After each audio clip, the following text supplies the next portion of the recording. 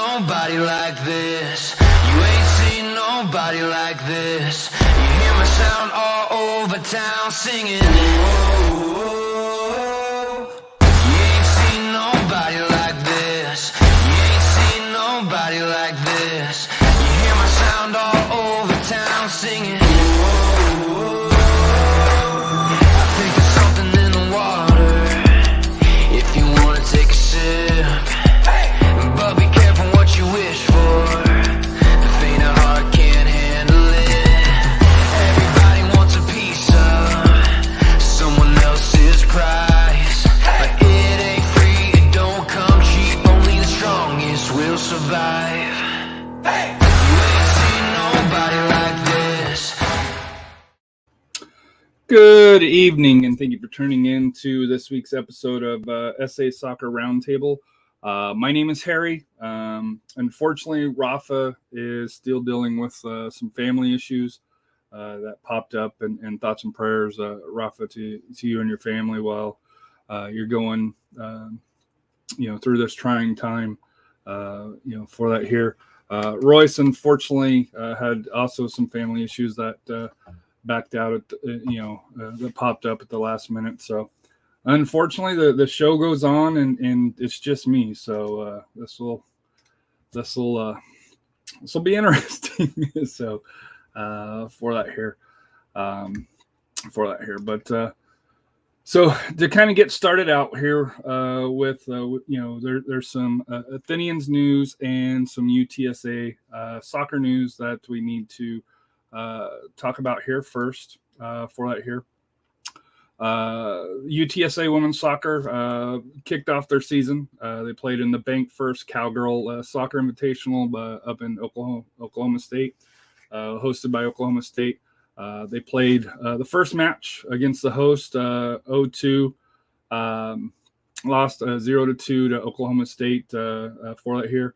However, this afternoon, they came back and responded with a very convincing 3-0 win over the University of Tulsa. That included, some weather delays up there. So safe travels back, UTSA women's runners, as you come back to San Antonio. If you can, they've got a couple of matches this week. On August 26th, they're facing California Baptist at Park West, off 1604 near the UTSA campus. And then August 29th, which I believe is next Sunday at 1 p.m., they'll host Grand Canyon University, at the Park West Stadium there. Having been to a couple of UTSA women's soccer games there, very, very fun atmosphere and very close to it here. Other news, former San Antonio FC player and captain and San Antonio Scorpion legend, Rafa Castillo, joined St. Mary's University men's soccer staff here. So exciting news for Rafa, as he continues in his coaching career. I know the knowledge that he has to be able to pass it on, to the future generations of the game is a way to give back. The Rattlers season will start September 3rd against Metro State up in Colorado, and the women Rattlers start at home against the University of West Florida. Moving on to the Athenians, they had multiple postseason awards here for the UWS Southwest Conference. Or actually, here, hold on 1 second here.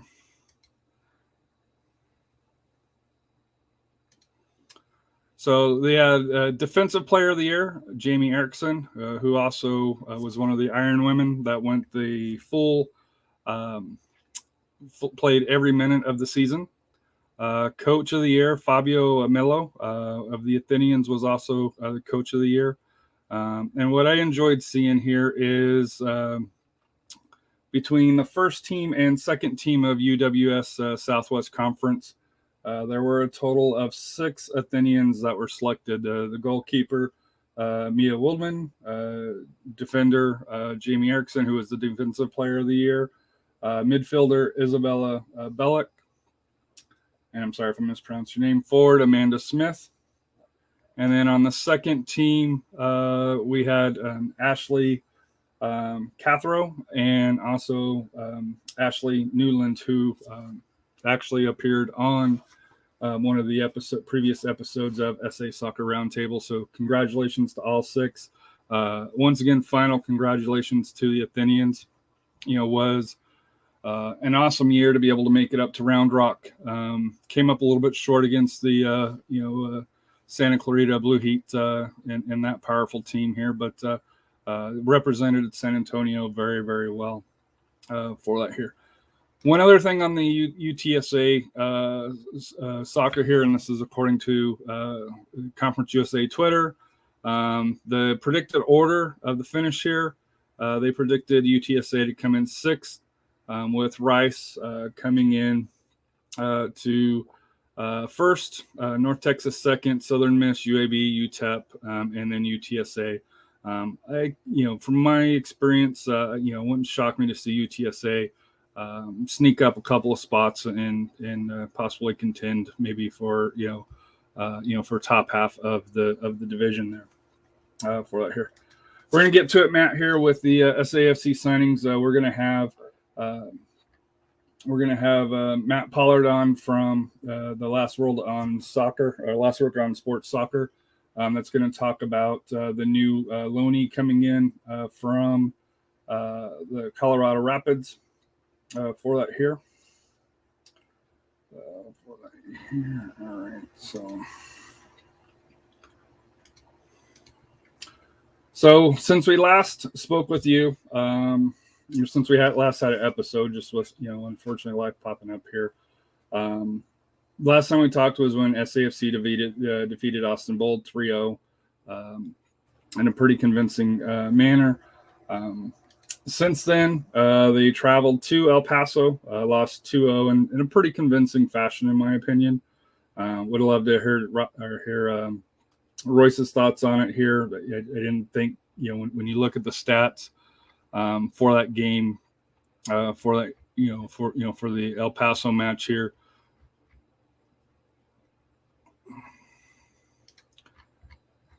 You show that they were 2 of 8 for shots on target. They did have the possession, for it here. Well, they had 2 yellows where El Paso actually ended up having a total of 6 yellows. One, with one player getting Brian Rebellion getting 2 of them to get a red card late in the match for that here. Then they came back and finished that road trip with a 2-1 win at RGV to split the season series here with them here with 1 win, 1 loss, and 2 ties. The tiebreaker will most likely be determined by who has the most points in the Mountain Division on the games coming up here.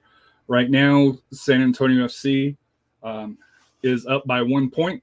For that here, they have RGV has 1 more loss than San Antonio does, and we got 1 more tie to separate that. But with us facing El Paso, we got 2 matches against El Paso. Hopefully we can sneak the one out this week for that here.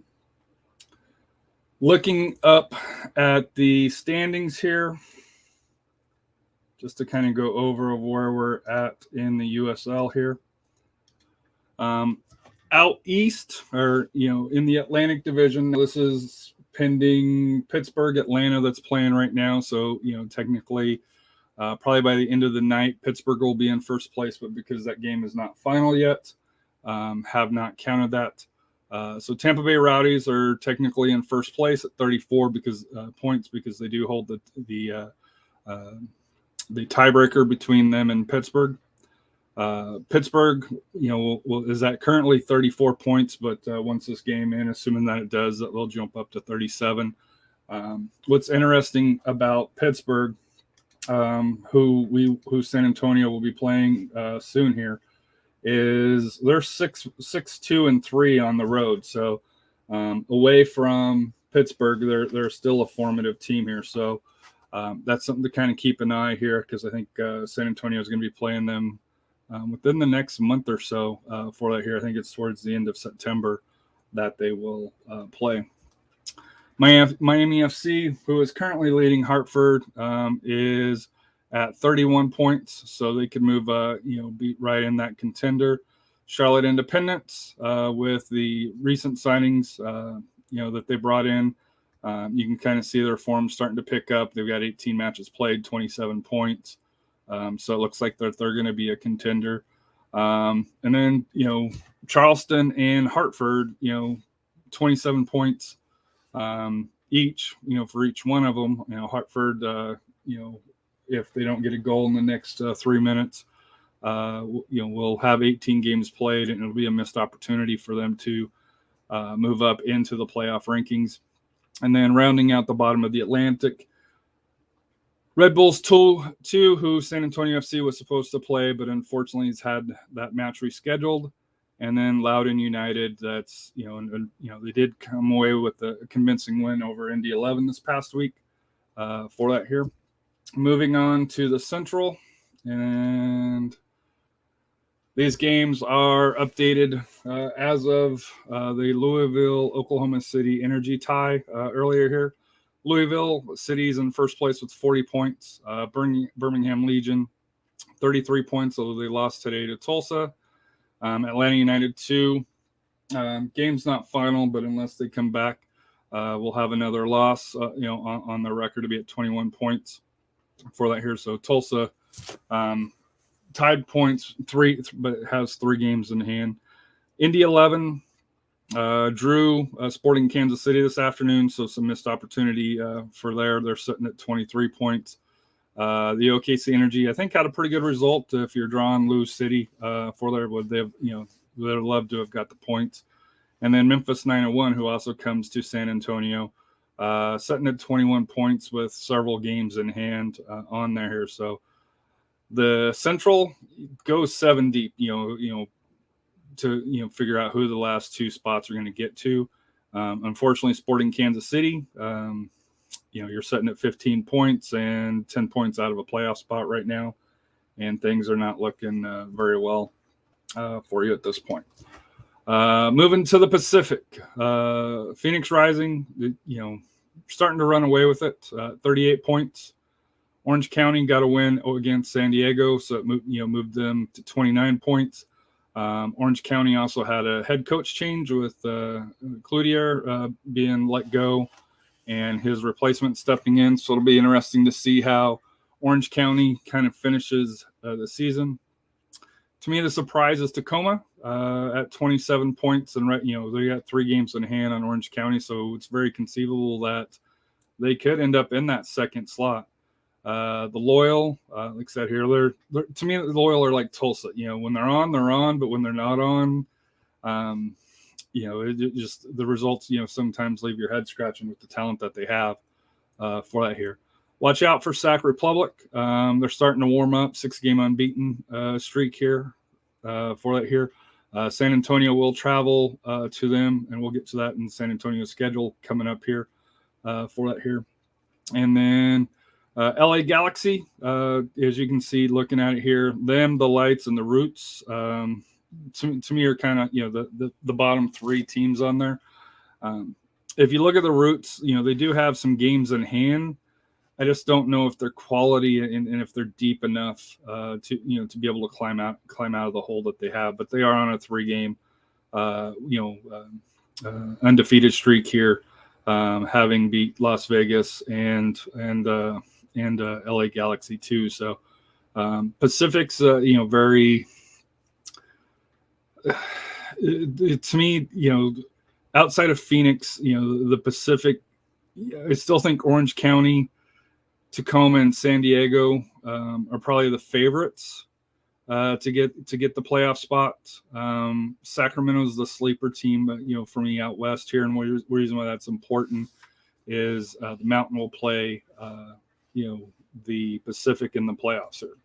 Looking at the Mountains conference here, El Paso Locomotive, 10-game unbeaten streak. I don't know, there's what can you say about them? 41 points, best in the league at this point. 18 matches played, only allowed 10 goals on the season. Switchbacks, 29 points. RGV starting to fall back to the pack, 29 points. Lose the tiebreaker right now to Colorado Springs, but Colorado Springs is done playing their out-of-conference schedule. So they've got 13 matches. They're all against the Mountain Conference, where most of the Mountain Conference hasn't really played. They're out of conference. A whole lot like San Antonio, I think, only played 2.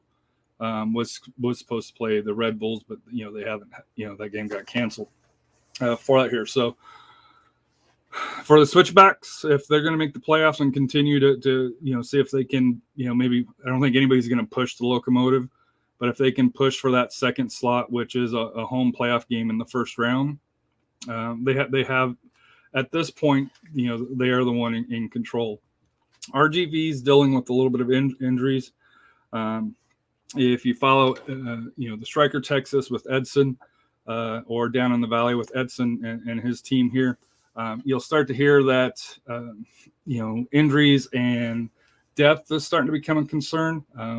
For that here, they came off a rough match against the Locomotive, in El Paso, where they were up 1-0.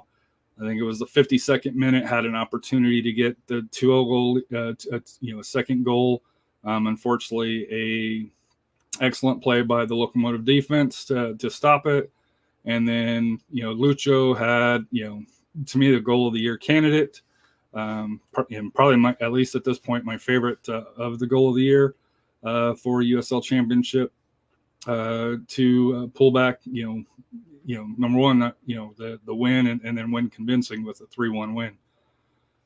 Austin Bold, as the Striker Texas has stated, possibly their last season, rumored to be sold, sitting at 25 points. San Antonio with 17 matches, sitting at 24.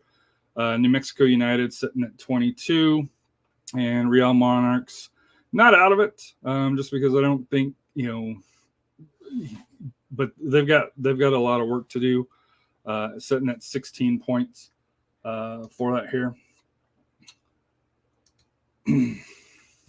Let's take a look here. So looking at Copa Tejas, might as well just give the trophy to El Paso. 7 matches played. They got 18 points. RGV's got 11. Only one more match left that they have for that here. The Bold and San Antonio have matches left, but the maximum points San Antonio can get is 20. The maximum points that El Paso can get is 21, and the Bold's at 21, and El Paso's setting at 18 points. So, while El Paso cannot clinch it in San Antonio, if they did, unfortunately, get the 3 points here coming up, it's the next match, which I also think is against San Antonio, if memory serves me correct, in El Paso. The trophy is going to be moving to them, from the Austin Bold, who won it the first year of Copa Tejas. Most likely, second year is going to be going to El Paso Locomotive, unless they just completely fall off the face of the earth for that here. So we were talking about San Antonio's schedule here with the makeup here for that here. So it kicks off this Saturday, assuming that the games are played, and from I would expect game to be played. With my understanding that most of San Antonio FC players, if not all of them, have been vaccinated, and like I said, just with the time frames, from the positive test. But until they play, we don't know. But this Saturday they'll play El Paso Locomotive. Following Wednesday, they make up the Real Monarchs game that was supposed to be last weekend, September 1st. The 4th, they host the Riverhounds, who are now at 4-1 over Atlanta. A Tuesday matchup against the Bold in Austin, so still somewhat of a home. I know it's away, but unfortunately Austin's drawing 500, 600 people, and it's a drive up, drive back situation. So you got kind of 4 home games here, and then they start the road trip of all road trips for USL. On September 11th, they'll play the Real Monarchs. Then the 15th, they make up the Red Bulls game. And then the 18th, they go to Sacramento. Then they finally get a week off. So between now and the 18th of September, they're going to have 7 matches. And that's where this depth's going to come in extremely important here. On the 25th, they get New Mexico for the last time here in San Antonio. And then they pick up another busy swing.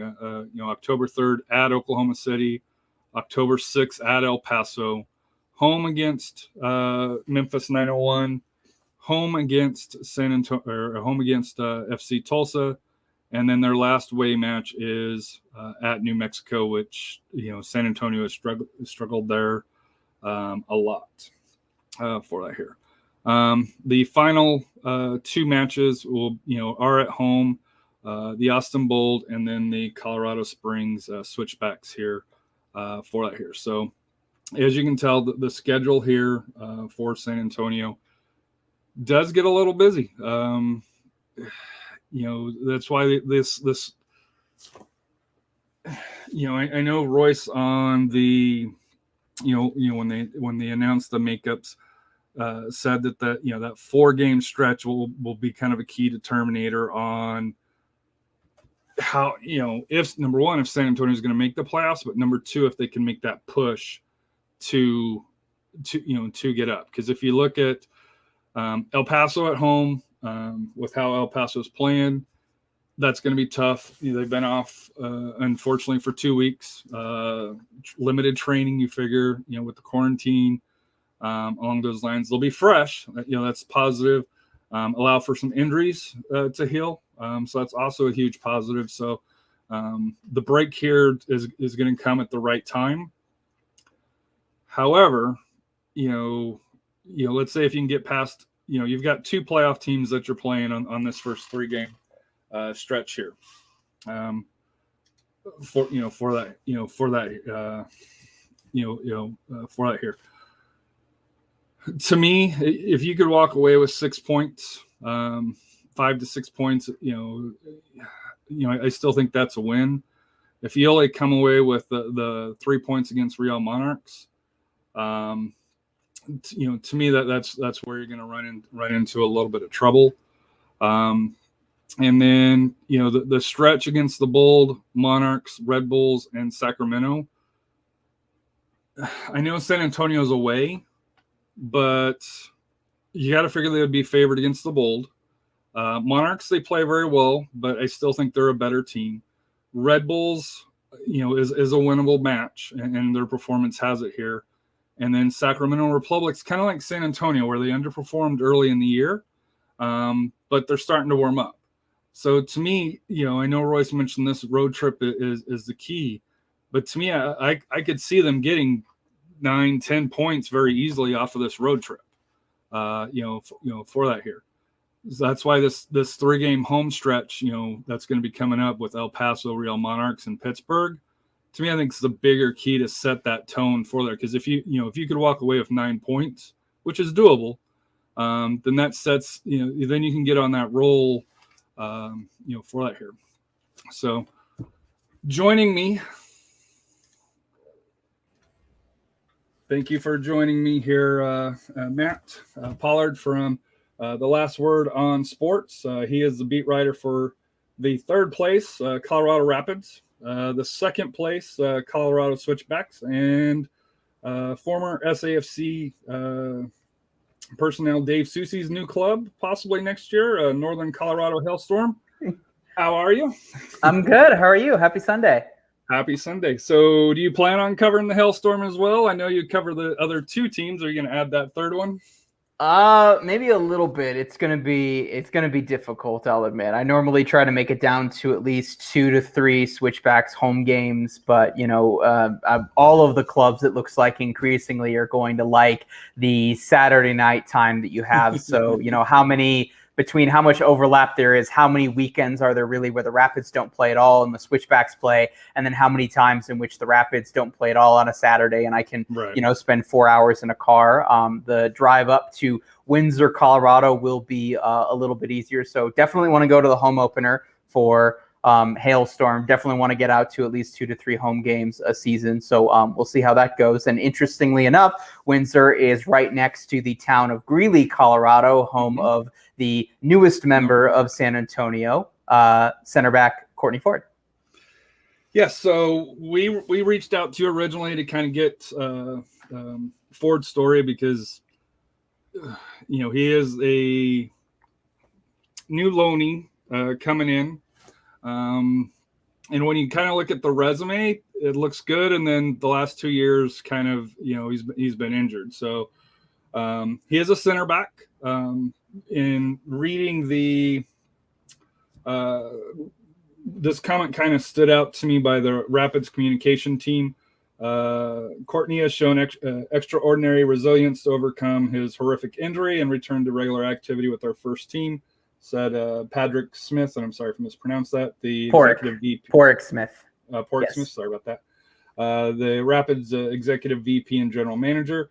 We're confident this loan will provide him an opportunity to accelerate that process he has made by earning consistent playing time. So that tells me he's coming down to play. So he's not going to come down to sit on the bench. And I know San Antonio has some great, will have some good center backs for USL. Axel Schulberg, who you're familiar with, from the Rapids, is down here as well. So what kind of player are we getting with Mr. Ford? I'd say first and foremost, I'd say Courtney Ford kind of embodies the Ford broke into the first team as #keep fighting became kind of the unofficial mantra of the Colorado Rapids. And I think certainly Ford embodied that in terms of what he looks like from a technical perspective. I'd say he's probably the best of all the center backs I've seen. And the Rapids have a very, very long and good history of that, going back to Marcelo Balboa, U.S. national team player, who was the first captain in the history of the club, of very, very good center backs. And I'd say for a guy who's 6'2", he gets up there. So from an aerial duel perspective, both offensively and defensively, he scored his first goal with the club, I think his third or fourth game back in 2018 against Sporting Kansas City. He plays like a center back in the air who's 6'4". So if you're talking about you want two trees in the middle who are going to not let any service into the box whatsoever at the USL level, Axel Schulberg and Courtney Ford in a back four would be a really, really good option. I would say up until the end of 2018, he was getting to be a better passer of the ball. That season had kind of completely just unraveled in the first year of Anthony Hudson, that we now know was a poor hire in hindsight. And they were just looking for some kind of an option at the left back role. And Ford just kind of raised his hand and said, well, you've tried everybody else out. I'm not really going to be good going forward, but I'm not going to make any defensive mistakes. I'm going to run as fast as I can for a guy who's 6'2", and I'll be a decent passer out of the back, which is something that they looked for. And so was the team playing well in August, September, October of that year? No. Could I point to 10 other things that were going way worse than Courtney Ford out of position at the left back position? Absolutely. So I think you're also getting a guy who he just wants to get on the field. And whatever he, if for some reason he's asked to go play in goal because that's what's going to help San Antonio FC gets a result, he'll have to see whether or not the gloves fit. And once he gets a pair of gloves that fit and puts on the right color jersey, because it won't be a field player's jersey, he'll do it. So I think from a mentality standpoint, from a professionalism standpoint, and just from a resiliency standpoint, you're getting an amazing human being. I think you're getting someone who had the physical attributes from a typical center back athlete standpoint. He's still maybe developing some of what he's working on from the technical ball handling aspects of the game. And all of this, keep in mind, Harry, is in the context of the fact that I have not seen him take the pitch in a competitive game in over 2.5 years. And we'll see what that looks. We're not going to know until we find out when he actually steps on the field wearing black and red. And it's an odd time for him to come to San Antonio just because, unfortunately, we're dealing with some COVID issues. So, but I have heard, that training has kind of picked back up, that he is starting to be able to mix with the players for that here. But, to me, you can tell the Rapids have this guy, still want this guy to be in their future here. So with him being out 2 years, I think he had a surgery almost a year ago. I want to say almost to the date. I know it was in August. Which one? There's been the honestly, second one. Okay, well, yeah, the second one that the at least the court that's public. I don't know if there's been more, but can you tell me a little bit about kind of what his injury situation is? Obviously, it sounds like a very serious issue. And then, I know he had a second surgery. Was that where maybe he came back too soon, or is it just, kind of following up on that first surgery? There is a very long story here to stay here, Harry, that I think, an athletic style, like human interest piece in excess of 2,000 words is going to tell. And between some of the turnover you've had at the club from the athletic staff, I think really the only person who truly knows the entirety of it in detail would be Courtney Ford and the doctors that he's been working at in and around Colorado. So the original knee injury took place in March of 2018. That was on his left knee. That was described publicly as an MCL sprain. Like many of the PRE updates we get on it, the off-season meetings always go well. The interviews always go well with the new head coach who joins, and the surgeries are always successful. So Court came back in the summer of later that year. I want to say it might have been late June. I think it was August at the absolute latest. He was probably playing sometime in July. I'd have to look that stat up. And he finished out the rest of the season. It came back. We weren't really sure what was going on going into 2019. It was kind of he's doing some training, he's doing some rehab. He posts something semi-cryptic on his social media, like his Instagram feed or something like that. And then it came out, he's had surgery. He's out for the rest of 2019. 2020 was what it was. He was going through, He had a bunch of other surgeries as well. So we kind of didn't really know. That being said, there were a number of other players who had niggling injuries, other injury issues, other players as well who were out for a significant chunk, if not all of 2020.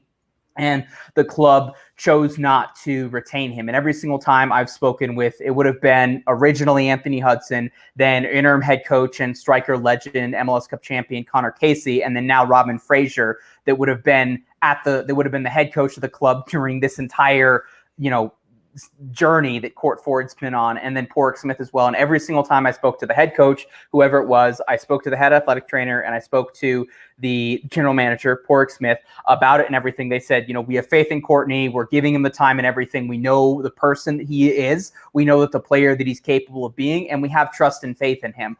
How much of that was a decision because he was on the homegrown deal? So that's, beneficial for a number of reasons in MLS that some of the other players might not have been. One of the players who they did cut ties with was an international player. International slots can be valuable in the USL Championship, in Major League Soccer. But, fundamentally they were saying is they were willing to support him financially, give him whatever resources that meant, which included several times going outside the club to see specialists for his surgery, other recommendations and everything. And it was just, they put all of this faith into him to get back to this point. And I think that shows the goodwill that he had built up as a person within the club. I think that showed the type of player that he is and maybe how he would have been handling that rehab and all of those different setbacks relative to other players. So all of that goes through and we get to 2020. We get to the first week of preseason. Porrick Smith and Robin Fraser are available. The first question I ask in our Zoom meeting, I raise my hand, clicking the little button, and I say, hey, Porrick, what's going on with Courtney Ford? You said that he was doing his usual off-season regimen. He was done with rehab. Where he's at? And he said, Court's in training. He's available for selection for preseason. He's just like any other normal player. So, and I think, the fact that he's been able to climb this proverbial mountain relative to other players, I think just speaks to that all of that faith has been shown and validated, and now they're repaying that faith with giving him an opportunity to play with the mind that he probably doesn't have a significant role to play in the 2021 season. But from their perspective, let's get him to the point where he can be a contributor for 2022. And obviously, he's joining a club that, have greater aspirations when it comes to the playoffs in the USL. So being from Colorado, I grew up on the western slope here, for that here. So soccer wasn't that big of a deal now. I'm a little bit older, but to me, to have a hometown kid, to go from Greeley to the University of Denver. I know he spent some time in the Rapids Academy system here to play for the Rapids. I know here in San Antonio, we promote that, quite a bit, and I know it's a little bit different from USL, saying, path to professional than it is for an MLS team. But, for the Rapids and do you think that's kind of helps keep him on the team just from those local ties and stuff that he has there? I know he's got the talent. If he didn't have the talent, he wouldn't be there. But, just because he is a local kid, it is a good story, for him to be able to do, and he's earned it. But, to me, just to be able to go from, the academy system up through the system in Colorado, I don't know of many other, local Colorado kids that have had that opportunity and have been as successful as Courtney has. Yeah, no. So I think the question is, if Courtney Ford wasn't a homegrown, if Courtney Ford was not, didn't grow up in Greeley, didn't play at DU, didn't lead the DU Pioneers to their first ever college Final Four as captain. If he had done that at any other college program, and if he was a draft pick, I think that's hard to say. I think Court's there because of the goodwill that he's built up within the organization and clearly the type of person that he is. And I don't think that I don't think he's just there because of the emotional ties or because of just it's a good PR story for that. Where I do think it does have some value in the context of what the club's trying to do. And now we're finally seeing them reap the benefits in terms of what they've built out with their development academy. Mm-hmm. We see Sam Vines just got sold to Royal Antwerp. So the Rapids are trying to enter that international market in ways that the New York Red Bulls, FC Dallas have been in. Philadelphia, another MLS club, has entered and is in that space. And, there's, Paxton Aronson's getting looked at by a bunch of, by a bunch of European clubs. And we've also seen that with Cole Bassett, who's broken in and a regular starter for the team. Maybe not as high of a ceiling as Sam Vines, if you're asking me personally, but where I think it does show to the other players within the club, it's showing that you can have an injury. And if you put in the goodwill, if it shows that you're putting in the effort and like you're going to come back and be a contributing member of the first team, we're going to support you no matter how long it takes. It's taken Court 2.5 freaking years to actually get here because of all the setbacks. And they didn't know what was going on. And maybe one of the surgeries got botched and everything. So, they're showing, there could be an 18-year-old kid, a 19-year-old kid in the academy right now contemplating going to college or something, who could go to college, who could, be on a scholarship or anything, tear their ACL in a big rivalry match in the ACC and the Pac-12 or what have you. And that, the club's not immediately going to say, yeah, we have no interest in signing you as a homegrown if you prove that you're able to come back from injury and actually contribute. So I think that has shown value. I think I think both groups are putting faith in the other, and the faith has been repaid now to the point where we're in this situation and going forward, where I think Courtney Ford will challenge for minutes in 2022 in preseason if he's able to play regularly for San Antonio now. And I will say, I hope Courtney does a great job here with us. And the only thing that scares me on loans is getting called back, especially come playoff time. But I know the Rapids are actually, developed some depth. Talent's also been raised here, so hopefully we'll be able to hold on to him this year. But if he does blow up and performs really, really well here, you can't fault the kid for going back home and getting started. But my final question to you, not going to be on the Rapids or Courtney, but the switchbacks. I know you follow the switchbacks, for it here. Just in your view, how has their season gone? To me, I thought they were a good team. I don't know. I expected them to be this good. Where they're right now, second in the Mountain Division. The attack is, and I put this out there on Twitter, I think it's on par with Rising. If you look at the top three, the forwards, and how they're producing. And they rolled RGV 2 weekends ago. For that here, and they tied Charlotte this past weekend. And that was a crazy game. If you haven't seen it, folks, go back and look at it. Goal fest insanity. 3-3, and it was a fun game. It was a competitive game. Got a little chippy at the end, but that's why you play the game here. But to me, like I said, I think for Colorado Springs to make that serious push, they gotta tighten up the defense. I think 34 goals allowed, 41 scored. Do you see the switchbacks making any moves this year? I know they tend to be a small budget team, but with the new stadium, possibly maybe they find some more money in the couch. Yeah, so first thing I'll say, Harry, to address maybe some of your listeners who are concerned about Ford playing well and then getting called back in a timely manner to the big club. I would say the Colorado Rapids have 5 games in 16 days at the end of October. That ends on, they play at Houston on Halloween, and that is that 5th game in the 2 weeks, 2 days stretch. Then they have a full week off before what we call Decision Day in MLS. They're hosting LAFC for the final match day of the season. I believe that's November 7th, whatever that Sunday in the first week of November is. And then the playoffs happen after that. So if Court starts playing really well, if he bangs in a couple goals, if San Antonio's getting clean sheets, if Axel Schuberg's tweeting photos of the two of them embracing after wins and everything and hyping him up and everything, I'd look middle of October for him to get called back. And then I'd say if we don't get some form of press release on November 8th, depending on what's going on with San Antonio's season and everything about him coming back to have a full able-bodied squad for the playoffs and everything, I think he's yours for the end of the season. But so middle of October, I think is that first deadline. Let's see what happens there. And then end of October, first week in November would be the other 2 worry periods that I would have if I was a San Antonio FC fan. Your question about... Go ahead. USL season ends October 30th as well, and then the playoffs will start that following week for that here. So I think they're about a week ahead of MLS. So yes, for that here. Yeah. So then your question about the switchbacks, in terms of off the field, I think it's been an absolute success. The pandemic notwithstanding, new stadium's been a huge success. They've been getting really good crowds, way better than they got at that bona fide high school stadium.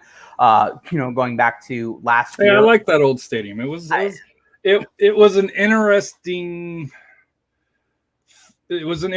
field. I'll leave it at that. But I was able to attend 2 games there in I think I was missed last year, but the 2 years, 3 maybe 3 years, the 3 years prior, I was able to attend games up there, and I haven't been to the new stadium yet, but I enjoyed it. It was a nice little stadium, that they had up there for the old wider field. Yeah. So in any case, I think from a coaching standpoint, I think Brendan Burke has really developed and kind of come into his own with his ideas, from a pressing at times, to being a little bit more pragmatic against the bigger teams and everything. They found an absolute gem in Haji Berry. How he isn't coming off the bench for some team in MLS is just absolutely shocks me. Not that I'm complaining about it, because watching him score bangers in the USL has been way more entertaining. So I think I think off the field A plus. I think from a coaching hire standpoint and that being vindicated, I'd say that's an A minus right now. I think he has made some mistakes, but he's learned from them as the team has learned from them. In terms of the relationship between the Rapids and the switchback, Sebastian Anderson, he's come in, put a shift. Philip Mayaka has kind of bloomed very nicely in his rookie professional season as well. I think the concern that I have is, you get down the stretch here, you get into end of regular season games that are going to effectively be playoff games from a results standpoint, and then actually into the playoffs, you've got a group of players and a team as a whole that hasn't really been there. You've got a head coach who hasn't really been there if we look back at his time with Bethlehem Steel. And at some point, does the experience of a San Antonio, of an El Paso, of New Mexico, if for some reason they end up playing Phoenix or a Louisville, does that experience of we've been there, we've done that, we know how to handle these situations. This is still a team that is capable of putting a stinker of naivete together against more experienced opposition. That's something I'm concerned about. The simple fact that this team is that, just looking at the form table, looking at how they've played and the signature wins that they've got, that it's like now it's at this point this season, it would be a disappointment for me if they don't get in the playoffs. And I was kind of 50-50. I was like, 4th seed, we'll see how it goes. We'll see where the depth comes at. Are there any injuries, kind of a thing, going back to, I think maybe last time you guys had me on the show when they were still figuring out who they were as a team and their mentality. But now I would say this season is a failure at this point if they don't make the playoffs. And just making the playoffs and then not having a stinker in that playoff game to then build towards the forward, bearing in mind Brendan Burke told me this is a 2 to 3 year project for him as a club with the new stadium. It's a 2 to 4 year project in terms of could we become a Phoenix of the Mountain Division? Could we become a Louisville, a Tampa? That's a 3 to 5 year plan. So the simple fact that there's a competitive, fun team to watch, a veteran core that's developing, and they have a great relationship with their MLS affiliate. Like, we're looking at A minus is B plus easily across the entire field. So I'm really excited to see what happens. And at this point, as long as they make the playoffs, they're playing with house money. So one final question, just, because you talked about the affiliation, and since we had you on, USL and MLS have kind of broken up a little bit, you could say. Any idea how that relationship will work with the Rapids? Because I know they're not a 2-team, but with the MLS Reserve League, going to be coming into play, do you see the Rapids putting a team together for that, or do you think it'll still have kind of that lone relationship with the switchback? On the macro, I have no idea. I think it's a case-by-case basis for each individual team. There's a part of me that's really sad to kind of see New York Red Bulls 2 leave the USL, because I thought they were one of the few 2 teams that actually contributed and tried to do stuff. Atlanta playing out in the boonies, Los Dos and everything. Bye, Felicia. Could not care less. But I spoke with Porrick Smith before in preseason, where we knew that the Reserve League was happening. The CBA negotiations were still taking place, so we didn't know whether or not.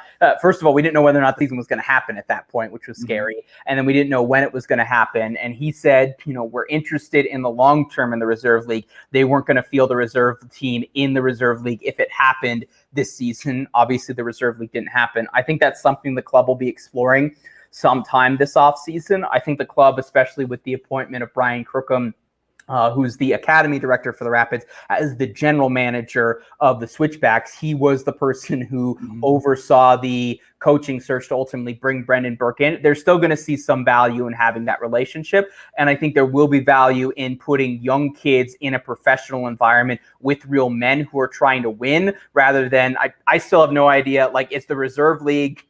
I've spoken to a couple old Rapids players and old guys who played in the Reserve League, where like the biggest thing for them was winning the division meant that they got like a $2,000 bonus, which the amount of money that they were making on their rookie deals in the Reserve League, like $2,000 was like another month's worth of salary for them. So I still don't know what type of players are going to recruit to the Reserve League. Is it going to be an extension of is it going to basically be like the U25s from an academy standpoint?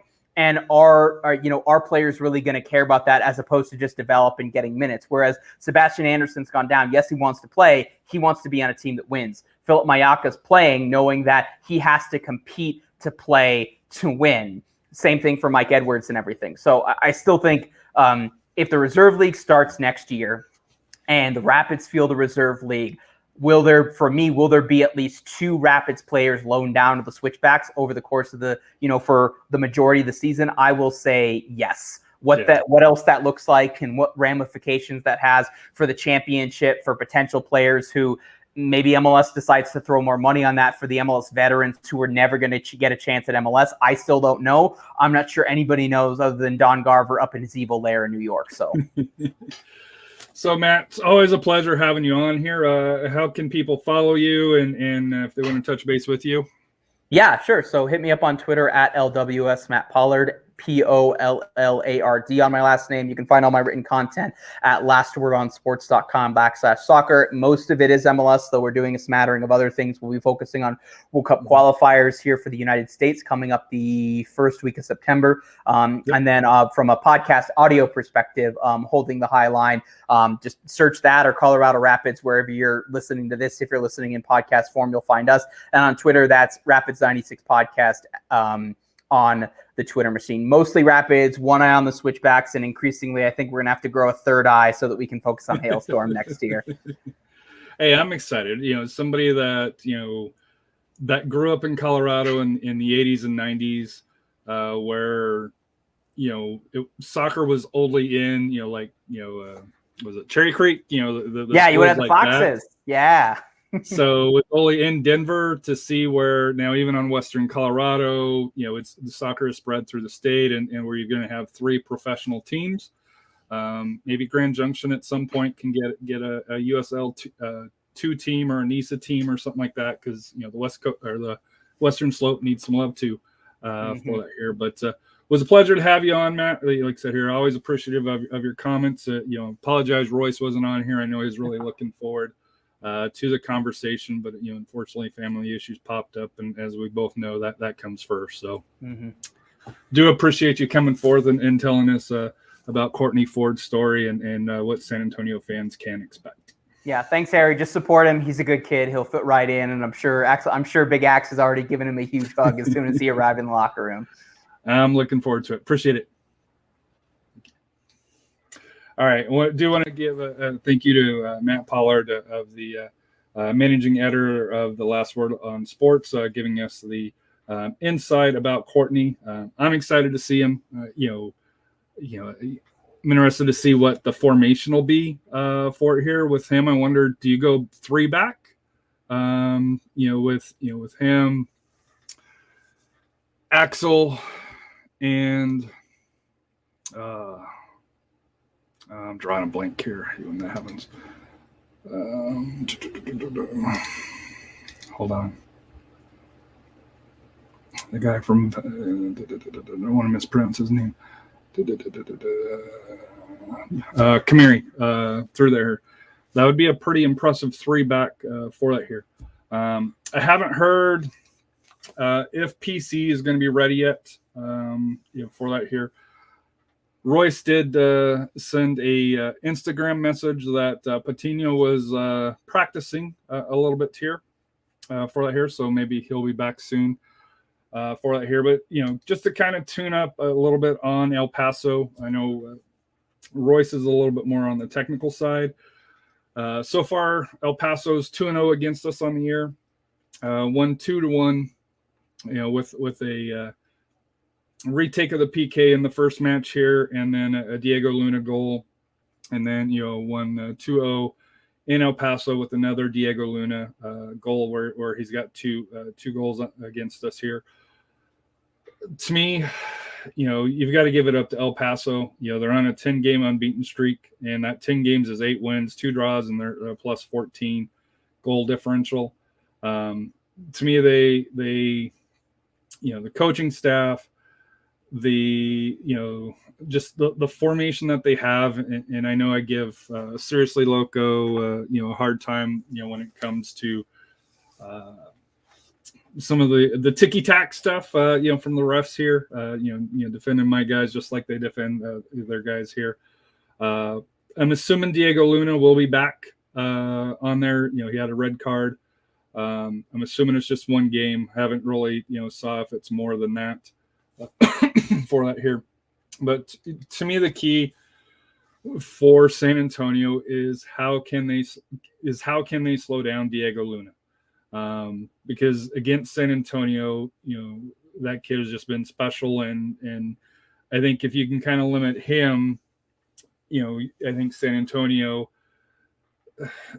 has a chance. With the Locomotive, they play a 4-3-1-2 for that here, and up top, looking at it here, they got Dylan Mars, Luis Solinek, and to me the key, Diego Luna up 3 are their 3 attacking, players there for that here. So. In the back, you got Yuma and Michek Jerome, who, if you didn't catch the RGV match, he had a hell of a save on the goal line to prevent RGV from taking a second goal for that here. But to me, San Antonio's played a 4-2-3-1 with them, with Nathan up top, with, well, according to here, the site that has the 4-3-2-1, but I think it was more, they had Nathan, they had Cuello, they had Jose, they had Abu, they had Cam Lindley, Gleadle, Maloney, Kamiri, DePlane, and then Doyle, in the last match for that here. So I think for me, like I said here, that this is a pivotal stretch for San Antonio, as I mentioned earlier. They've got it, these next 3 games, they're going to be, in a week. They've got to get off to a good start with them here. So hopefully, they can come away. I think they at least get a tie for it here. I don't think they lose a second one for that here. But it's going to be tough. We need fans to turn out. We need to make Toyota Field loud. The Crocketeers, 210 Alliance and Mission City are going to be having a tailgate. I know the Crocketeers have already put some information out that they're going to have a live band. Of course, with the beer that they have for that here, Tough Dog Brewing, for that here, Alamo Beer, Southside Soda, Kabasi, for that here. So I think that's going to wrap me up here tonight here. Just, like I said here, apologize that, Royce wasn't here and Rafa's dealing with, other issues with the family. Hopefully Rafa will be back soon. Royce, I think, will be back next week, where we'll be talking the results from El Paso, and hopefully with 3 points, for that here, El Paso, and then I think they play, El Paso, and then the first, right? That's this week. No. Yeah, so this next week will just be the El Paso match, and then after that, they start their marathon run. So this is their last week to kind of get healthy, get the practice in for really the next three games here for that here. But do want to thank everybody from tuning in. Thank you, Matt. Thank you, Robert. Thank you, AJ. And, especially thank you to Matt Pollard from coming on from Last World on Sports /soccer. For out here for giving us the insight on Mr. Ford, Courtney Ford, and thank you. And what's life without goals? We're out.